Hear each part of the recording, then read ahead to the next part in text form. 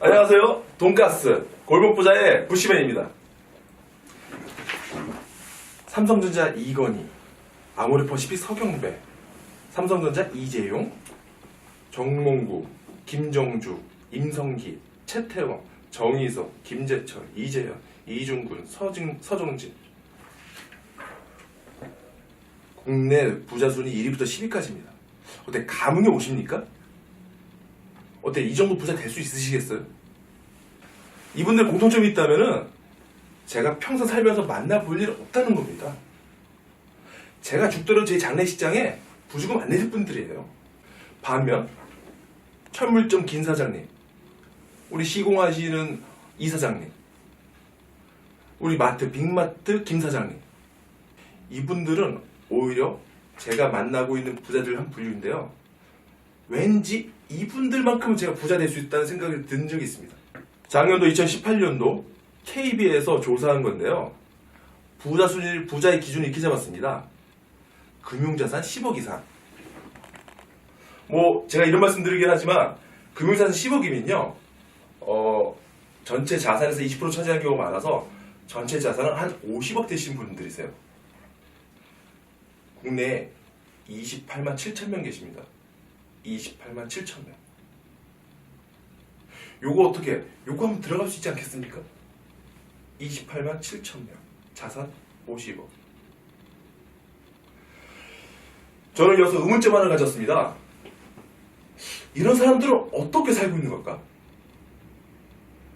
아니, 이건희 회장이라든지 예전 회장 같은 경우는 다 자서전이 있어서 알 수 있는데 이 중간에서 골목 정도 28만 7천 명은 어떤 삶을 살고 있을까? 어떻게 부자 됐을까? 전 제 직업이 상담하는 직업입니다. 그래서 그동안 여러 자산가와 부자들 만나봤거든요. 그래서 이 방송을 통해서 제가 부자와 자산가를 바라본 시선과 여러분들의 시선이 한번 만나보면 어떨까 하는 생각을 가지게 됐습니다. 같이 한번 교감해 보시고 이 방송을 즐기셨으면 좋겠습니다. 제가 예전에 전에 살던 아파트에서 명절 때마다 제가 어른을 좀 공경하는 편이거든요. 그래서 그날도 들어온 참치캔 한 박스 15,000원짜리입니다. 한 6개 정도 들어있더라고요. 그걸 가지고 경비실 가서 드리려고 갔었거든요. 근데 경비실 아저씨가 어찌나 반기시던지 둘이서 커피 믹스 한잔 하게 됐습니다. 그래서 제가 일이 상담 쪽이다 보니까 어쩔 수 없이 또 말을 하다 보니까 자산도 물어보거든요. 그런데 얘기 끝에 결국 알려진 사실은 그분들은 한 달에 85만 원 받고 계셨는데요. 그 당시에는 양평에 7,000평 땅 가지고 계셨고요. 아들내미인 두 분은 미국 아이비리그 다 갔다 오셨더라고요. 첫째 아들은 의사시고 강남에 사시는 30년 넘으셨고요. 제가 이런 말씀 드리면 그분은 아마 그 아빠 통틀어서 제일 부자일 겁니다. 근데 결론적으로 말씀드리면요, 그분은 자산가이시지만 부자는 아니세요. 제가 여기서 질문 하나 드릴까요? 10억짜리 통장과 매달 1,000만 원씩 나올 수 있는 부동산이 있다고 하면 여러분은 어떤 걸 선택하시겠습니까? 또 하나, 부자가 되는 게 힘들까요? 부자로 살아가는 게 힘들까요? 두 번째, 부자들은 불안해하지 않습니다. 매주 월요일 11시에 저한테 전화 주실 분은 제 고객분이 계십니다. 실질적으로는 최종 자산을 한 50억 정도 지금 가지고 계세요. 근데 그분 전화는 언제나 똑같습니다. 첫 번째는 부동산이죠. 이번 주에 공시지가가 발표되는데 내 부동산은 떨어질까 오를까?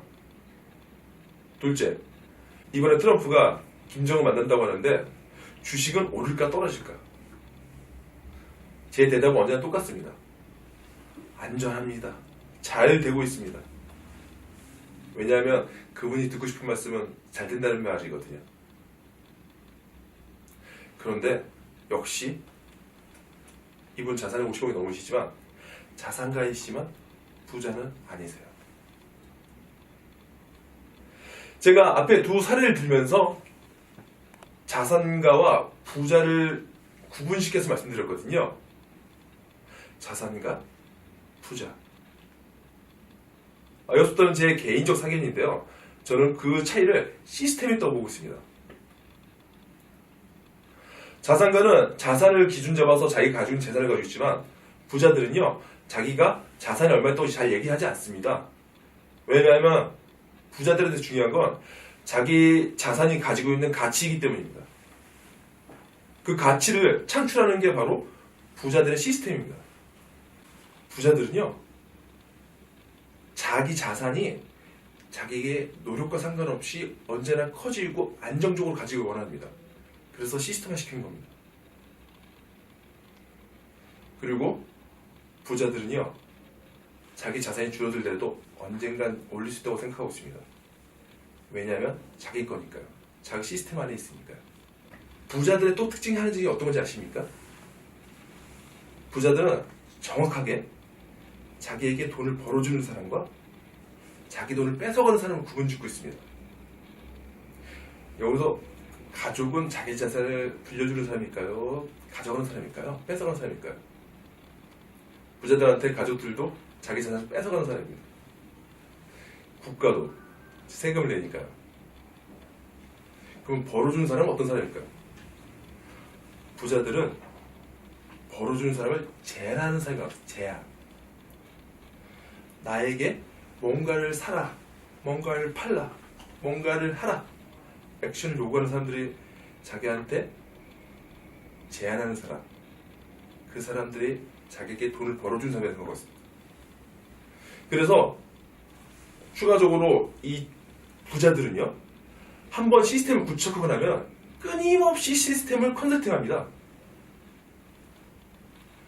예전에 있던 제조, 예전에 있던 부동산 수익 창출, 또 예전에 있던 주식 시스템, 이런 것들이 현대는 내가 운영하면서 수익 창출하고 있지만 다음에도 계속 수익 창출할 수 있을까? 고민하면서 시스템에 대한 고민을 하지 자산의 사이즈에 대한 고민이 전혀 없으시거든요. 뭐 말을 하다 보니까는 좀 얘기가 좀 전문적인 얘기가 들어가긴 했는데, 제가 한 가지 사례를 더 말씀드리자면요, 제가 회사 예전 다닌 적이 있었습니다. 대기업에. 그래서 거기서 감사팀에 제 학교 선배님이 계셨거든요. 그때 최연소 상무님 올라가신 분이었어요. 그분이 언젠가 저한테 하신 말씀이 있습니다. 친했으니까 했겠죠. 제가 신입사원 때, 너 회사 안 잘리고 오래 다니고 싶니? 당연히 그 말씀 했으니까 저도 다니고 싶다고 했죠. 그랬더니 그분이 하는 말씀이, 그러면 네 이름으로 된 기한서로 네 이름으로 된 시스템을 만들고 네 이름으로 된 매뉴얼을 만들어라. 이 세 가지 중에 두 가지 만들어오면은 회장의 아들도 널 못 잘라. 세 개까지 다 만들어오면 넌 대표이사가 된다. 그때는 이 말이 잘 마음에 닿진 않았습니다. 근데 최근에 이 부자들의 시스템을 제가 체크해본 결과로는 가장 필요한 말이었던 거죠. 그리고 혹시 지금도 골목에서 자산가로 계신 분들 있지 않습니까? 빨리 부자들의 시스템 테두리 안에 들어오십시오. 전 솔직히 여러분이 부자가 될 수 있다고 생각하지 않습니다. 시스템에 들어왔다고 해도. 근데 보장될 수 있는 건요, 여러분의 자제분들은 28만 7천 명 안에 들어올 거는 확실합니다. 여러분은 부자가 될 수 있었지만 자제분은 부자로 살게 해주셔야죠. 시스템을 연계해서 살 수 있습니다. 제가 앞에서 부시맨이라고 했지 않습니까? 부시맨은 부자 시스템 메이커의 준말입니다. 부자들은요, 방안을 수립하는 사람이 아닙니다. 부자들은 제안을 허하는 자리입니다. 할지 안 할지 결정한 자리지 방안을 수립하지 않습니다. 지금이라도 빨리 부자의 테두리 안에서 어떤 게 할 수 있는지, 시스템을 구축할 수 있는 기회를 빨리 잡으시기 바랍니다. 오늘 방송 여기까지만 하고요. 다음 시간에는 제가 말씀드린 이 부자 시스템, 이 시스템이 어떤 흐름으로 좀 와 있고 앞으로는 어떻게 될지, 또 사례를 통해 가지고 어떤 경우가 있는지 한번 체크해 보도록 하겠습니다. 앞으로도 재밌는 방송 저와 함께 해주십시오. 지금까지 골목 부자의 부시맨이었습니다.